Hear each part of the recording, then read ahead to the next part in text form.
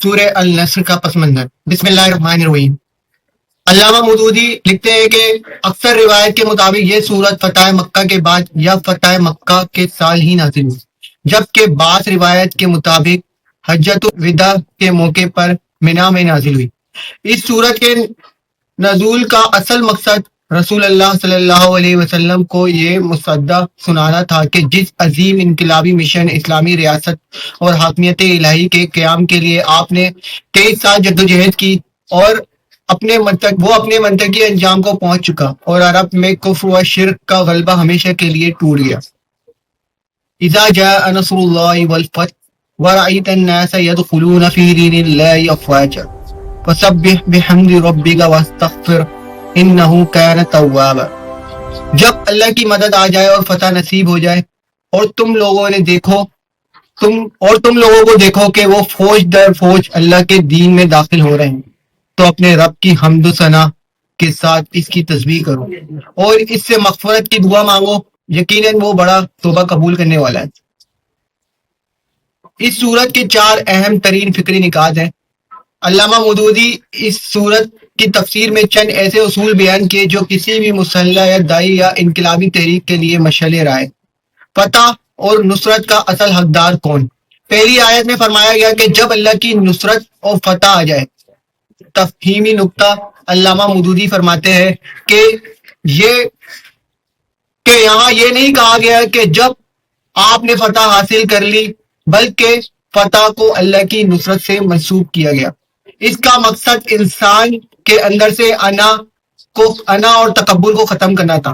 جب ایک طویل جدوجہد کے بعد کامیابی حاصل ہوئی تو انسان کو یہ نہیں سمجھنا چاہیے کہ یہ اس کی ذہانت، بہادری یا پلاننگ کا نتیجہ ہے، بلکہ اسے اللہ کا احسان اور فضل ماننا چاہیے۔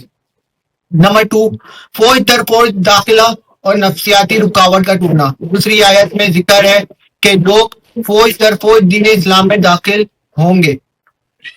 تفہیمی نکتہ، فتح مکہ سے پہلے لوگ انفرادی طور پر اسلام لاتے تھے اور انہیں شدید مخالفت کا سامنا کرنا پڑتا تھا، لیکن قریش مکہ جو پورے عرب کے مذہبی اور سیاسی پیشوا تھے کہ جھکتے ہی پورا عرب سمجھ گیا کہ اسلام ہی سچا دین ہے۔ مکہ کی فتح نے وہ اس نفسیاتی اور سیاسی رکاوٹ کو دور کر دیا جس نے لوگوں کو جکڑ کر رکھا تھا۔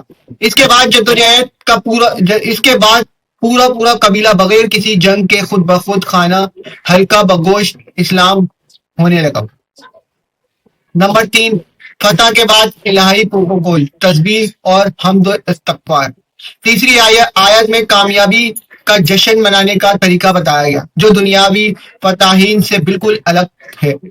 خدا کی پاکی بیان کرنا اس احساس کے ساتھ کہ پاکی اور بڑائی صرف اللہ کی ہے، ہمارا اس میں کوئی کمال نہیں ہے۔ اس نعمت پر اللہ کا شکر ادا کرنا، اس نے ہمیں حق کی سربلندی کے لیے چنا۔ نمبر 4، رحلت اور رخصت کا اشارہ۔ حضرت عبداللہ بن عباس اور دیگر جلیل القدر صحابہ کرام رضی اللہ تعالیٰ عنہ کے مطابق اس سورت کے نازل ہوتے ہی اصحاب رسول سمجھ گئے تھے کہ رسول اللہ صلی اللہ علیہ وسلم کا دنیا میں اب کام مکمل ہو چکا ہے اور آپ صلی اللہ علیہ وسلم کی وفات کا وقت قریب ہے۔ جب مشن مکمل ہو گیا تو اب اپنے رب کے حضور واپسی کی تیاری کا اشارہ دیا گیا۔ تفہیم القرآن کے مطابق سورۃ النصر میں ہمیں سکھاتی ہے کہ کامیابی کی انتہا پر انسان کو غافل یا مغرور ہونے کے بجائے مزید عاجزی، شکر گزاری اور خدا کے سامنے جھکنے والا بننا چاہیے تاکہ حاکمیت الہی کا اصل اخلاقی نمونہ پیش کیا جائے۔ ملتے ہیں اگلی نیکسٹ سورت۔ اگر آپ کو یہ ویڈیو تفسیر کے ساتھ اچھی طریقے سے سمجھ میں آئی ہے تو ملتے ہیں اگلی نیکسٹ سورت کے ساتھ۔ میں ہوں محمد امین، آپ دیکھ رہے ہیں علی تھنگس۔ ملتے ہیں اگلی ویڈیو میں، جب تک کہ اللہ حافظ۔